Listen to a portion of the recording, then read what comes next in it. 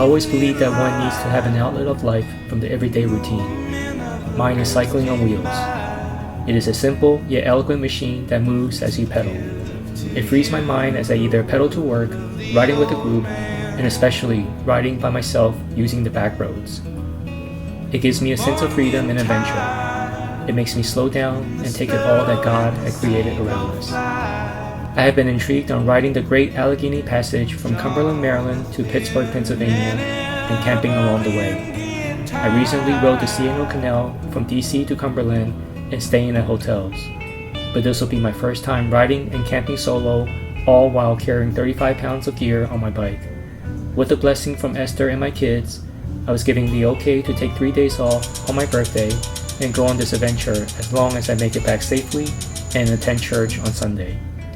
I have taken my Gopro along the trip, and I look forward to sharing this experience with my family and friends. The day started as usual, getting ready to work as I had a morning meeting to attend to, and I was planning to leave right afterwards.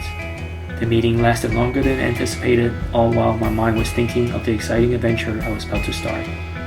Once the meeting was over, I drove to Cumberland, Maryland, where I would park at the car rental location to start my ride. This will be where I end my trip and drive back to Northern Virginia. After a quick change, loading up the bike, and a prayer before I start my ride as usual. This time, rain started to fall as I was praying. I wasn't going to let rain stop my adventure, and the rain actually cooled down a bit from the simmering heat. I clipped in, and I was on my way. The longest rail trail in Pennsylvania, the Great Allegheny Passage, consists of 150 miles of unpaved converted rail line, surfaced with crushed limestone, and the last 15 miles to Pittsburgh in asphalt. The passage celebrates railroad engineers who built tunnels, bridges, and viaducts to cross the Allegheny Mountains.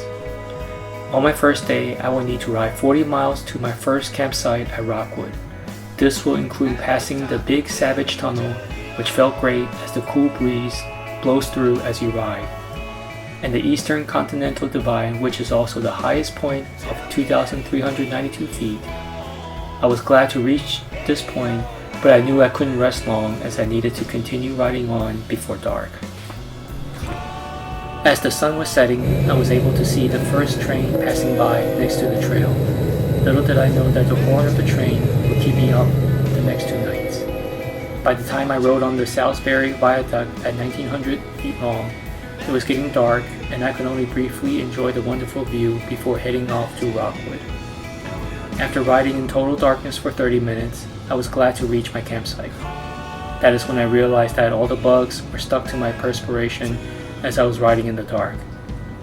After setting up the tent, I was able to enjoy my birthday cake that I brought along the trip. The joyful moment was short-lived as the horn of the train passing by kept me up all night.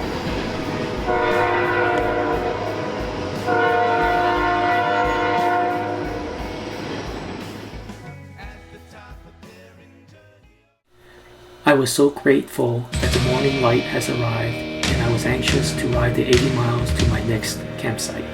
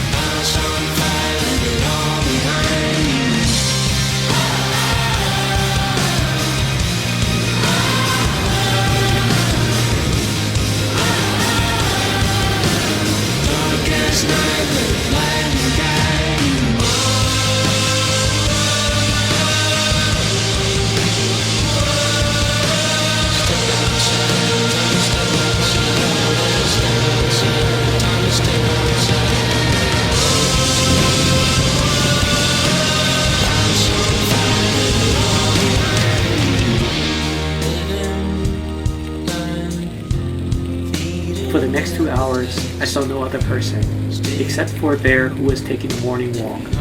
The only sounds were the tires rolling on top of the leaves, and it was such a great, refreshing morning ride.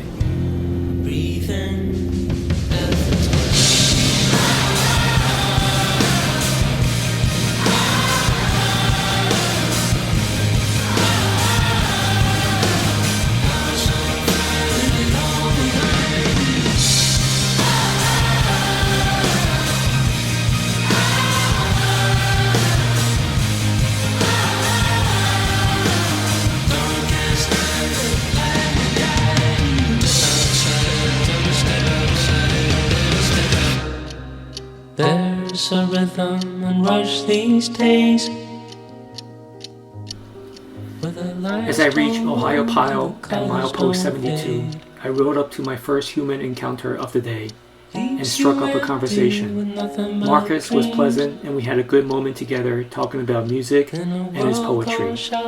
At the rest stop at Ohio Pile, a group of lady riders stopped at the same location and we shared about how wonderful this trail is, and one rider offered me her Pennsylvania Honeycrisp apple that she had in her bag. The taste of the apple was very memorable, and so were the ladies of the trail.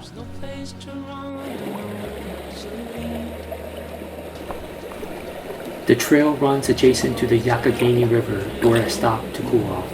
There were few kayakers pedaling on the river. The water felt good and was a nice way to cool my feet down. At noon, I arrived at Connellsville, a small town with a rich history of being the king of the coal. Though the town is much smaller now, the legacy can still be seen in beautiful churches, houses, and Great Burger where I had my needed lunch. There are several trail towns linked by the Great Allegheny Passage. As you arrive at a town, there is a sense of place and community. There are homes that are situated right next to the trail and the river. Most of the homes are small but well maintained with flowers and gardens, making a dreamlike atmosphere. The townspeople were very friendly, and I met a local couple who were doing a ride themselves, and they asked me to stop by their home, which was located right next to the trail. They offered me a pasta dinner and a place to stay overnight in their home, which was very generous, but I told them I needed to stay in my tent as I planned, and I would take up on their offer on my next trip.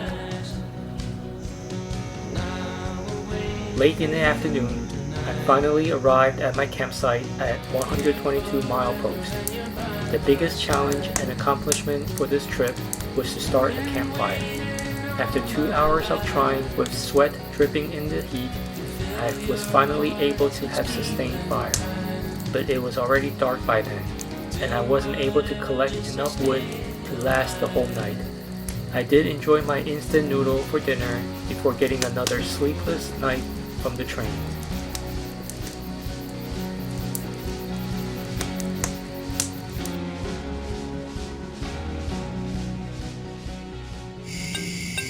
I was glad to see my alarm going off, and I knew I wasn't too far from Pittsburgh, which is about 27 more miles away.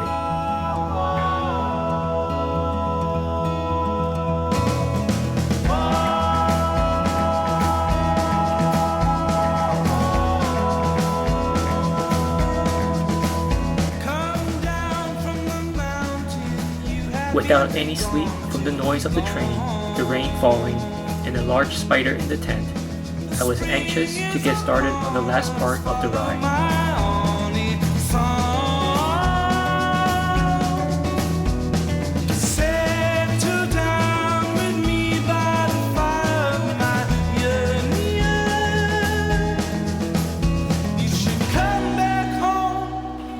I rode through towns that sprang up in the heyday of coal mining, steel manufacturing, and railroad transportation, which were evident while riding on the last 15 miles of the trail.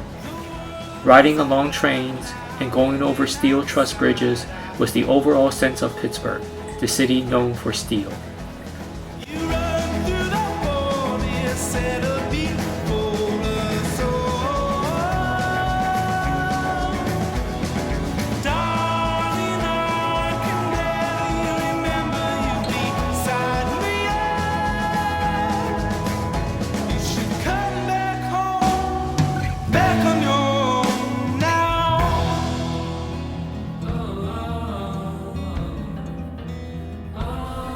After 3 days and 2 nights on the path, I was looking forward to the Point State Park located at the tip of Pittsburgh's Golden Triangle, which would be my final destination.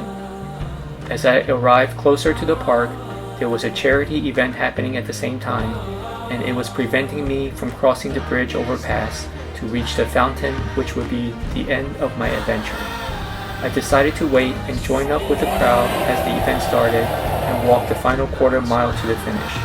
As I walked, it felt like in a way that the whole crowd was cheering me on as I was taking my final steps to the finish. I was soaking in all the memorable moments and experiences that I had on this trip. A great life is one whose early dreams carry you through old age. As George Washington dreamed of the Potomac River as an easy communication between the Chesapeake Bay and the forks of the Ohio River, to be able to venture the Great Allegheny Passage on a bicycle and experience its historic towns, parks, rivers, natural beauty, and people is to share Washington's dream.